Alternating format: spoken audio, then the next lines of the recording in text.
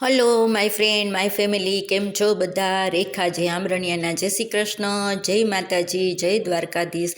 તો સવારમાં જ આજે બ્લોગ સ્ટાર્ટ કરી દીધો છે, કારણ કે તમારી સાથે ઘણી બધી વાત કરવાની છે ફ્રેન્ડ.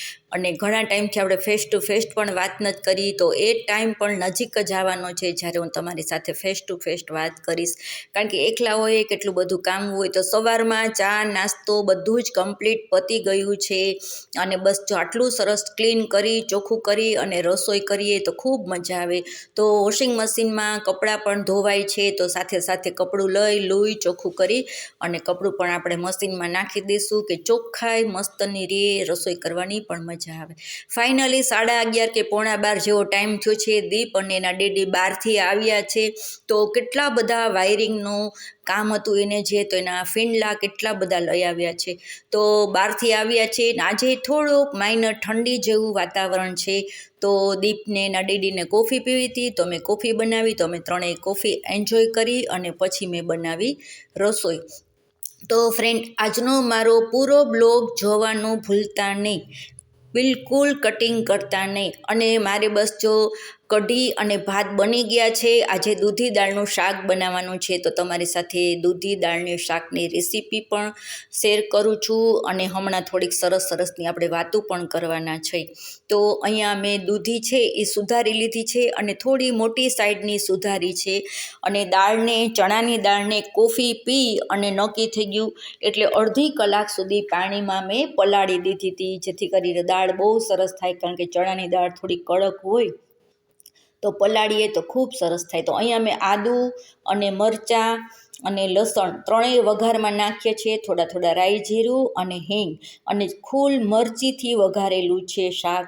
અને કાંદા ડુંગળી અમે કાંઈ વાપરતા નથી. અને આમાં જ આપણે મસાલો કરવાનો છે, જે ટમેટાં કર્યા છે આપણે એમાં જ આપણે સ્ટ્રોંગ મસાલો કરવાનો છે. હવે જો ઉકળી ગયો મસાલો એટલે તમે જોઈ શકો છો તેલ પણ છૂટું પડી ગયું. હવે આપણે એકદમ સરસથી ધોઈ પલાળેલી દાળને એમાં નાખી અને થોડી વાર માટે આપણે એને મસાલા સાથે ચલાવશું, કે મસાલો એમાં ખૂબ સરસ ચડી જાય અને દાળ પણ એકદમ મસ્ત થાય. પછી આપણે જે દૂધી છે એ મોટા કટકા સુધારેલી છે, એને પણ ખૂબ સરસથી ધોઈ નિતારી અને એ પણ પાણીમાંથી કાઢી અને નિતારીને નાખવાની છે. અને થોડી વાર એમાં એ પણ ચલાવવાની છે કે મસાલો આપણો જે ટેસ્ટી બનાવ્યો છે એ બંનેમાં એક સરખો ચડી જાય. પછી આપણે તમારે ટેસ્ટ મુજબ પાણી નાખવાનું છે, કારણ કે ઘણાને રસાવાળી ભાવે, ઘણાને કોરી ભાવે. તો અહીંયા હું દાળ હોય એ જ પ્રમાણમાં પાણી નાખું છું, કારણ કે ઓલરેડી દૂધી છે એ પાણીમાં જાય એટલે દૂધીનું પાણી પણ રિલીઝ થાય છે. એટલા માટે બહુ રસાવાળું પણ ન ગમે. અને મેં આજે ફાઇનલી કઢી પણ બનાવી છે. તો 3 વિસલ થઈ ગયા પછીનું મારું શાક આ રીતનું છે, જોઈ શકો છો. અને સરસથી કોથમરી નાખી દઈશું, ને દાણો પણ આપણે દબાવીને જોઈએ એકદમ સરસ પ્રેસ થઈ ગયો, સરસ ચડી ગયો છે. તો હવે આપણે બનાવશું ગરમા ગરમ રોટલી. તો હા ફ્રેન્ડ, આજે હું જો અહીંયા મને રસોઈ કરતી હતી ત્યાં જગદીશ કહેવા આવ્યા કે કાલે મારે ટૂરમાં જવાનું છે, તો બહારગામ જવાના છે ફ્રેન્ડ. તો અમે કાલથી જ પ્લાન કરી લીધો છે મેં ને દીપે, કે આપણે શું કામ હાથમાં લેવાનું છે. કારણ કે જગદીશ બહાર જાય તો અમારે ઘણું બધું ઘરનું કામ નીકળી જાય. એ હોય તો મારે એને પણ ટાઈમ દેવાનો હોય, બ્લોગ પણ બનાવવાનો હોય, ઘણા બધા કામ હોય છે. તો આજની મારી ડીશ છે, જોઈ શકો છો, દૂધી દાળનું શાક છે, રોટલી છે, ભાત છે. અને અહીંયા દીપે શૂટિંગ કર્યું હતું તો દીપને કઢી ન ભાવે, તો દીપની પ્લેટમાં કઢી નથી. તો અહીંયા મેં જ્યારે ઓઈઝ અવાજ આપતી હતી ત્યારે મને ખ્યાલ આવ્યો. તો જોઈ શકો છો. અને હા ફ્રેન્ડ, અહીંયા હતો શનિવાર, તો જગદીશે સેવિંગ નહોતું કર્યું એટલા માટે એનું શૂટ કટ કરી દેવામાં આવ્યું છે. તો ચાલો ફ્રેન્ડ, બીજે દિવસનો સવારનો ટાઈમ છે, જે જગદીશ ગયા છે ટૂરમાં અને છેક રાત્રે આવવાના છે. તો ફાઇનલી હું અને દીપ છે તો અમે એવું નક્કી કર્યું કે આજે આપણે પુલાવ ભાત બનાવી નાખશું, અને આજનું આપણું ફ્રીજ છે એ સાફ કરી નાખશું. તો ફ્રીજ સાફ કરવું એ મારે તમને બતાવવું જરૂરી નથી, પણ આજે હું જે બોલું એ ખાસ તમે ધ્યાનથી સાંભળજો. કે ફ્રીજ આપણે શિયાળામાં સિઝનમાં બધી વસ્તુ સ્ટોરેજ કરતા હોય છે, એના માટે ખૂબ ઉપયોગી વસ્તુ છે.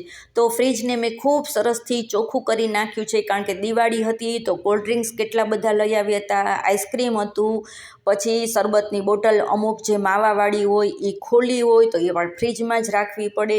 તો એવી નાની નાની વસ્તુ કેટલી બધી હતી તે બધું વપરાઈ ગયું છે, બધું એકદમ ફિનિશ થઈ ગયું છે. તો જો એકદમ સરસથી ધોઈને ચોખ્ખું કરી નાખ્યું છે અને બધા જ ફ્રીજના અંદરના જે હતા બધા બોક્સ ને ખાના ને શાકનું ખાનું એ બધું સાફ કરી હવે થોડી વાર તપી જાય ત્યાં સુધી આપણે અહીંયા ફ્રીજમાં સાફ કરીએ. તો જોઈ શકો છો કે મારી પાસે આવો 10 રૂપિયાનો રૂમાલ મેં લીધો તો, શોર્ટ વિડીયો નાખેલો જ છે એનું. અને લિક્વિડ અહીંયા હું કોઈ સોડા, એસન્સ, લીંબુ કે કોઈ ભારેમાં લિક્વિડ એવું કોઈ જ વાપરતી નથી, તો પણ બહુ જ સરસ આપણું ફ્રીજ ચોખ્ખું ને ક્લીન થઈ ગયું છે.